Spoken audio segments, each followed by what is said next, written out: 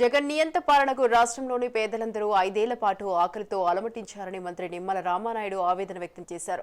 రాష్ట్ర వ్యాప్తంగా అన్నా క్యాంటీన్ల పునఃప్రారంభోత్సవం సందర్భంగా పాలకొల్లు పట్టణంలో తెల్లవారుజామున 5 గంటలకే అన్నా క్యాంటీన్ను ప్రారంభించారు. జగన్ అరాచక పాలనకు రాష్ట్రంలో అన్ని చోట్ల అన్నా క్యాంటీన్లు మూతపడిన పాలకొల్లు పట్టణంలో మాత్రం నిరంతరంగా కొనసాగిందని చెప్పారు.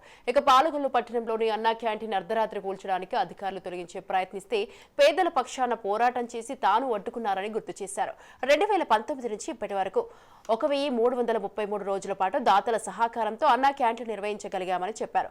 అందుకు సహకరించిన స్వచ్ఛంద సంస్థలు, దాతలు అందరికీ పేరు పేరున పాదాభివందనం చేస్తున్నానని రామానాయుడు అన్నారు. ఇటువంటి అన్నా క్యాంటీన్ని ఈరోజు ఆంధ్రప్రదేశ్ రాష్ట్ర వ్యాప్తంగా మరి నిన్న చంద్రబాబు నాయుడు గారు ఈరోజు ప్రతి పట్టణ పరిధిలోనూ ప్రారంభించుకోవడం, అందులో భాగంగా మన పాలకులలో కూడా అన్నా క్యాంటీన్ని ఈరోజు ప్రారంభించుకోవడం చాలా సంతోషం, చాలా ఆనందంగా ఉంది అని చెప్పి ముందుగా తెలియజేసుకుంటూ ఉన్నా. ఎందుకంటే ఏదైతే పేదవాడు మరి ఎవరైతే భవన కార్మికుడు కానివ్వండి, ఎవరైతే ఒక ఆటో కార్మికుడు కానివ్వండి, ఎవరైనా గ్రామాల నుంచి పట్టణాలకి ఆసుపత్రుల పని మీదో విద్యా సంస్థ